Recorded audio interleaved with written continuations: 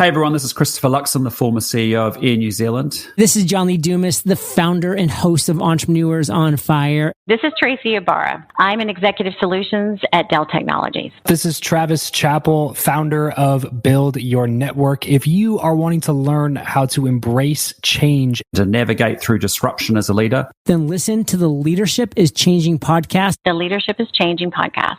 The Leadership is Changing podcast with my good friend, my very good friend, Dennis Giannoutsos. Welcome to Leadership is Changing. Each week, we and our guests provide information and insights through exploring leading change. This is taking your leadership to another level by finding the balance between executive excellence and personal well-being through stories that inspire real change. It's time to adapt in our fast-moving world when leadership is changing with your host, Dennis Giannoutsos. Hey there, listeners. Welcome to another Mashup. I have some wonderful guests to share with you. In fact, these two episodes that I'm about to share with you in this Mashup of late, these two episodes of late have been really, really cool in the sense that I've got so much feedback from the listeners about these two different people that I actually interviewed. Episode 306, Hermann Simon. What a wonderful author, businessman. He's done a lot in his career. And the title of the episode is Many Worlds, One Life. In fact, that's the title of one of his latest books. Now, it's a superb interview. And, so like I said, there are a lot of people that sent me messages about this interview with Hermann. And you'll hear his accent as well. And a wonderful guy. So do check that one out once you hear the mashup if you want to check out the episode.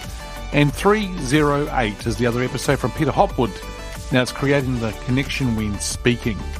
Now you notice, there's a little bit of a difference with Peter's piece or the snippet that I've actually put into this episode, because I actually had a burning question that I wanted to ask him around storytelling. Because you see, he actually works with people and coaches them around speaking and connecting. And so it's really, really quite cool. So I had this burning question I wanted to ask him. And so I did ask him. Anyhow, I'm just going to leave it to you to sit back now, relax, and enjoy the mashup. Who's your favorite leader and why? I do not have one favorite leader, but I would name three. Marvin Bauer, the founder of McKinsey. McKinsey himself, he died 3 years after the company was founded in 1932. And Marvin Bauer is the person who created McKinsey, the culture, the spirit, etc. The second is Joseph Kardinal Höffner, who was one of the most influential figures in the Catholic Church, Cardinal in Cologne. And the third person is Mickey Lee. She is a granddaughter of the founder of Samsung, and she founded her own company, CJ Group, which now has a revenue of $26 billion. I met these three persons and they left a very strong impression on me. But I would also describe a group of leaders as role models. These are the leaders of the hidden champions. The hidden champions are mid-sized, unknown global market leaders. And I have written a couple of books about them. The newest one is coming out in May, Hidden Champions in the Chinese Century. And these leaders, often founders, they deeply impressed me. And they're characterized by certain traits which are somewhat unique. First, the unity of person and purpose, a total identification with what they do. Second, their ambition to be the best in their market. That's why they are world market leaders. Then focus, or you could call it single-mindedness. Only focus leads to world class. And fourth, the ability to inspire others. As a leader, you cannot do it alone.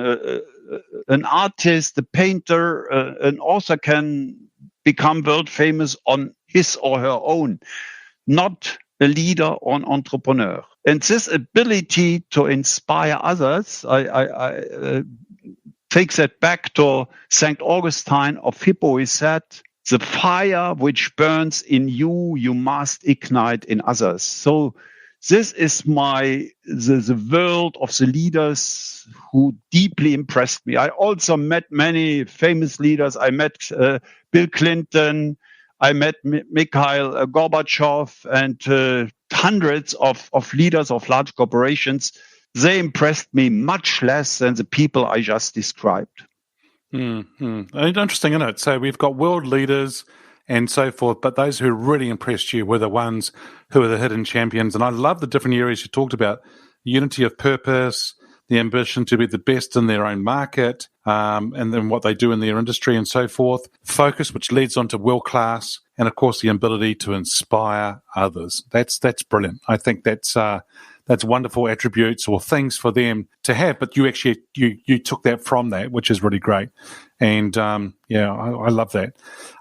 I was going to say to you a question, which was, if you had a chance to meet them, what would be a question you ask them? But you've met them all, so that's I can't really ask you that question. But that's all good. I think that's wonderful. Tell me something. What was the difference between those world-class leaders versus those hidden champions? Was there anything that was different about everyone, or was there something that they all had in common, but there was a little bit of difference because of stature and things like that? I don't know how to call it. Yeah, I think it's difficult to describe. And if you ask me, why did they impress you so much? I cannot articulate that.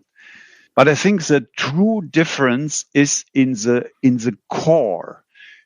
Many so-called leaders play a role. These leaders who impressed me, they did not play a role. They were what they did. They walked the talk. They were genuine. I think this core is the core of true leadership.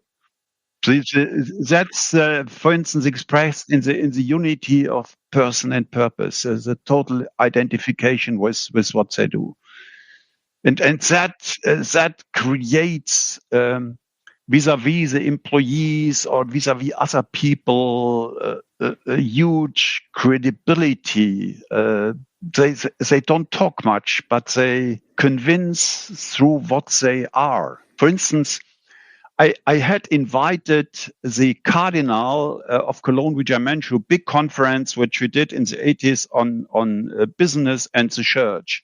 And so he said he had 4 doctoral degrees in theology, in philosophy, in law, and in economics.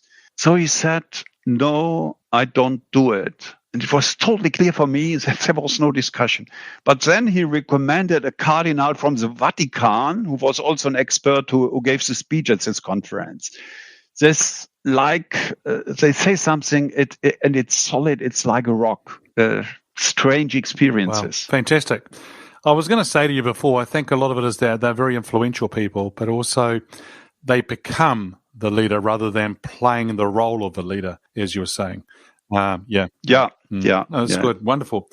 Now, tell me, the title of the show is called Leadership is Changing. When I say that title or that statement, what does that mean for you? It's ambivalent. I would say both statements are right. Leadership is not changing, and leadership is changing. Leadership is not changing in the fundamentals. The fundamentals which I learned in the 3 stages I described, and which I describe in a lot of detail in my autobiography, Many Worlds, One Life, a journey from farmhouse to global stage. These fundamentals do not change. Also, the aspect, the traits I described with these exemplary leaders. But the concrete content and the tools of leadership change, of course. When we talk about the values of employees today, they are much more related to purpose, to social aspects, to environmental aspects than these values were 20, 30 years ago. And of course, as a leader, you have to respond to these changes. And you also have to use the tools. The internet, digitalization make things possible which haven't been possible. I introduced, for instance, that was in the late 90s, a weekly newsletter. Practically everybody does that today, where I was able to address all employees every Friday at 9 o'clock European time. So the people in Japan and in San Francisco could read it within normal office times. These are new tools which you can use. You can talk to people who are remote by virtual software, etc. So the fundamentals of leadership haven't changed since Caesar's time 2,000 years ago. The concrete values and the tools are adjusting, and you have to go along with that as a leader. Yeah, I love it. I love how you're saying it as well, because it is the values and it is the tools that are changing. And so what's really interesting here is that you're right. I mean, there's a lot of leaders who are sort of being left behind. Why? Because if they're not changing quick enough along those tools and so forth that you're talking about, then they will get left behind and they become irrelevant. Yeah. So the important thing is you just can't sit on the foundations today. The foundations is the foundations. What we do with those foundations and how we apply it is what's really important for everybody. But there's this burning question I have in me, which is around storytelling. Why the importance of storytelling? Should leaders be talking about stories? Should they be using storytelling to help get their messages across? And why?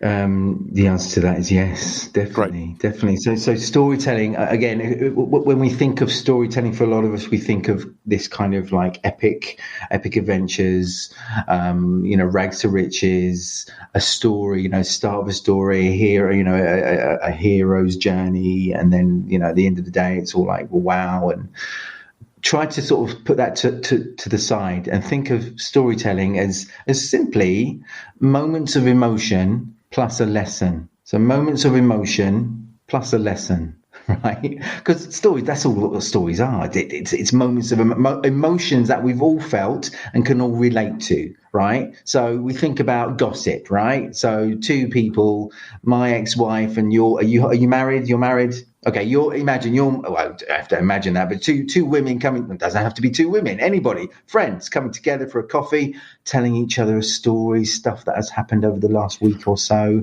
some juicy stuff, some not so juicy stuff, bits and pieces.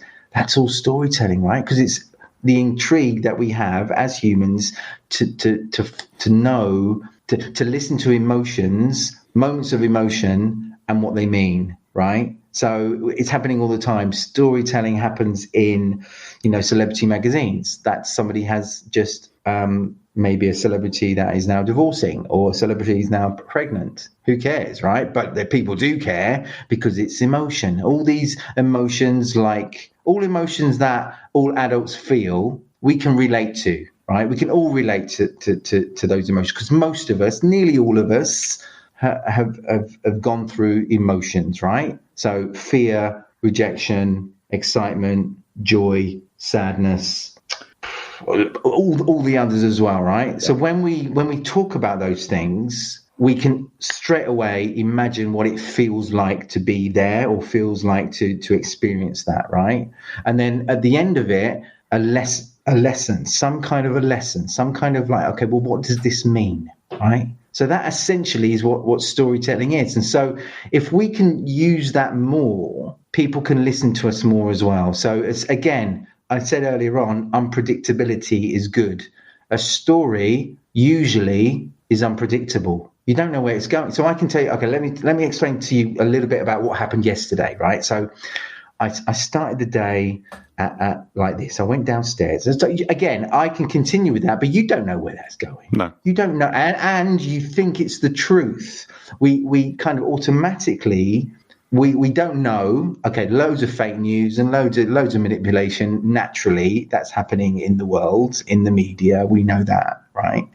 But generally, when we start telling a story of what's happened to us or somebody else or the future, something in the future, a vision story, let's say, we kind of believe it, yeah? And that's a good thing. We believe it, right? So again, in terms of sharing messages, in terms of, let's say, sales as well, when we're talking about how good something is or how great something is, as soon as you start to feel that this is scripted, that this is I've said it a million times before. You know what's coming. Again, it's predictable. You're just one in a million. You're just, well, not one in a million. You're actually a person that I've spoken to about this, that is just like all the others. You're not different than anybody else. You're going to feel, actually, this feels salesy, and I don't want to continue this conversation, right?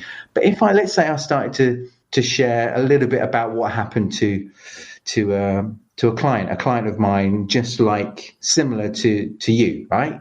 And I start explaining, and I start explaining about that success story, how they came to us, how we met, what they were looking for, the challenges they had, and then how I sort of stepped in and helped them with this, and this, and they're kind of not the moral of the story, but at the end of the day, they're now, happy, more confident, and sharing their messages and getting more business, right? So you don't feel not threatened, but you certainly don't feel like, okay, this is salesy. So stories, you can throw them in literally pretty much anywhere along that scale to get people's attention, right? So stories are really helpful with that. Again, you can tell a story about something that's happened to a friend, let's say. You tell it to me, there's a moral or there's a lesson.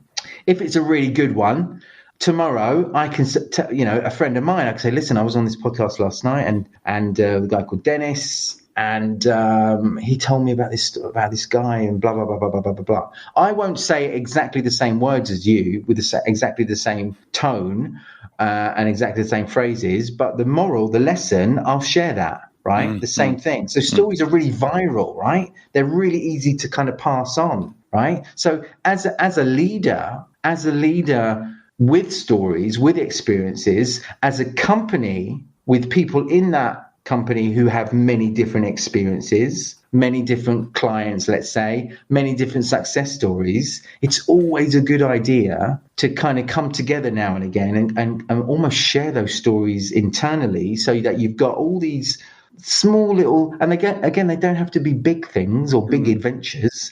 They can just simply be, things that they've seen or experienced or heard, or something happened to them that made them think about this, which is relevant, which is a message which we can all take, right? A client that was had a few challenges at the beginning, but at the end of the day, you worked with them closely to get through those challenges and those issues, and at the end of the day, they're happy clients, right? And you're still with them, right? So stories are, again, moments of emotion with a lesson that can help us all. People who work for us, potential clients who have already worked with us, right? And it can do many things. It could build the brand, it could build their credibility with you, and it also really helps connection. So again, I can start with a story. I don't have to say this is a story, because again, if I say, let me tell you a story, again, your brain actually goes the other way and starts to think of when you were a kid, maybe when when we were a kid, let me tell you a story. When let me tell you a story, you think of a storybook and you think of a fable and you think of, well, okay, this is kind of like La La Land. This isn't actually real, right? So always get away from saying, let me tell you a story, or here's a story about, right? Just go straight into it. So I can start telling you a story about something that happened to me, or my background, or whatever it is.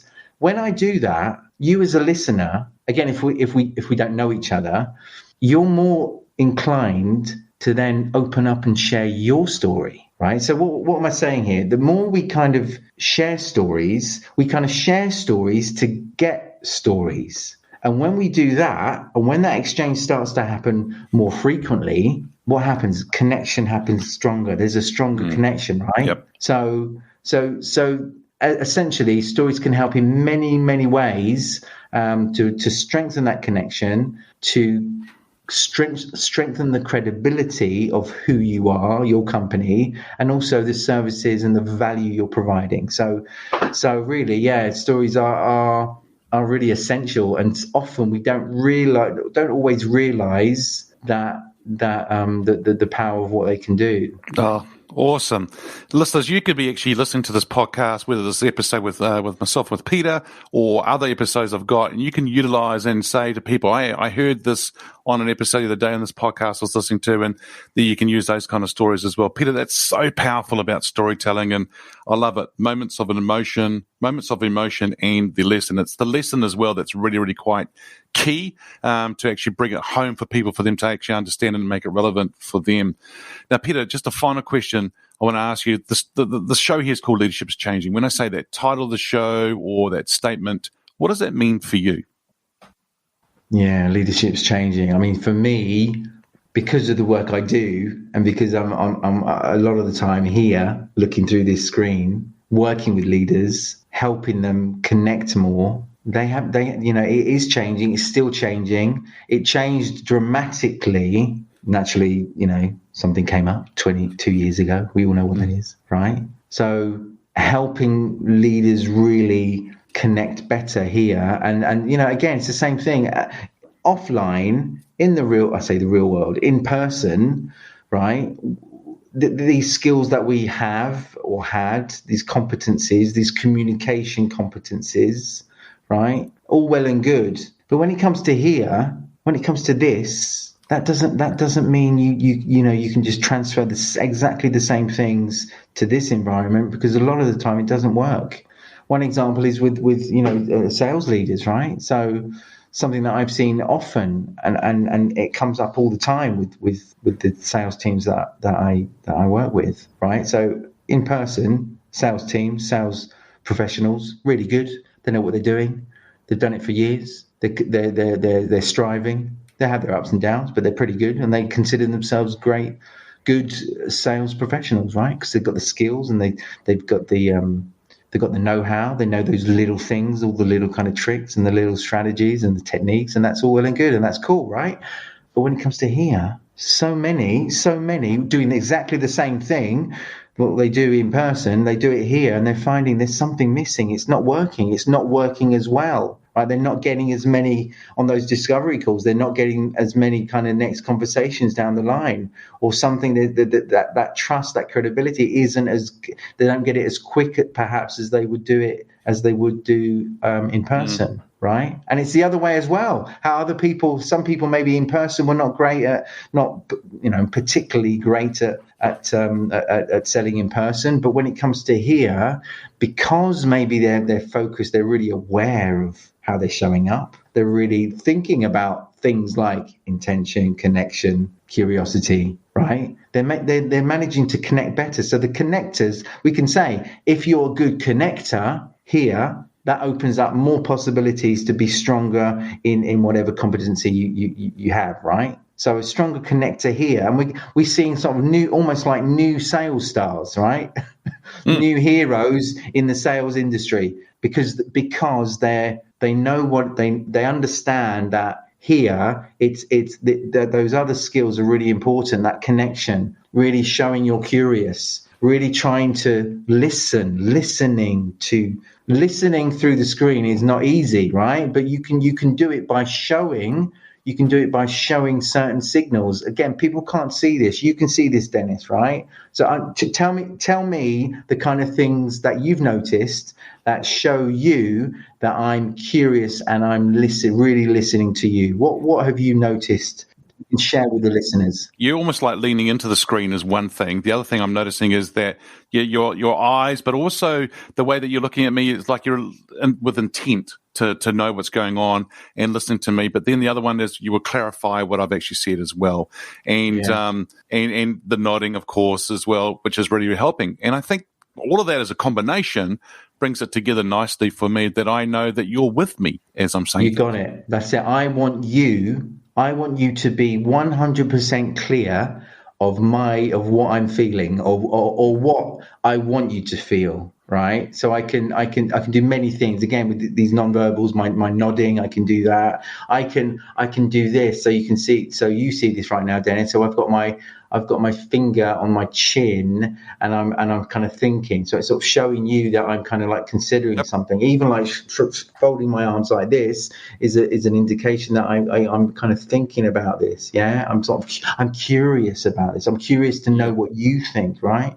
My head is slightly to the side, which again gives the impression that I'm listening more to you because my ear over to the side is just one of those indications that gives you the impression that I'm listening more to what you have to say. So yeah, all Absolutely. Of these things are really, really important. So people that are kind of showing these or are aware of these, at least, first thing is being aware of them, and then you work on them. And good thing about Zoom is, Zoom, any kind of virtual exchange, because we're doing them all the time. It's it's something that we do constantly every day. So why not say to ourselves, well, I'm going to get really good at this. I can practice this every day.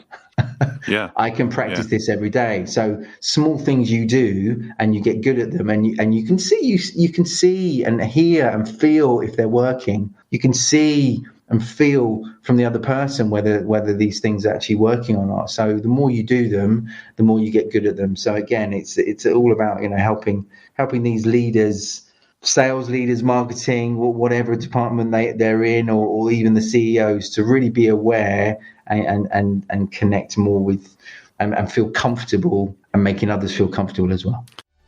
You see, listeners, I told you, these two gentlemen that I actually interviewed on episode 306 and 308 were superb and actually world class. So what I'm going to get you to do is I'm going to encourage you to go back to those episodes to listen to them fully. That is Hermann Simon on episode 306, and he talks about many worlds in one life. And of course, Peter Hopwood, creating from episode 308, creating the connection when speaking. And of course, Peter talked about committing, curious, and having the right intentions. All right, listeners, it's always a pleasure being with you. Thanks for joining me on this mashup. Until next time, bye for now. Thank you for listening to this episode of Leadership is Changing with your host, Dennis Giannoutsas. Each week, we and our guests provide information and insights through exploring leading change, inspiring executives and leaders to adapt and lead a bigger game in a fast-moving world.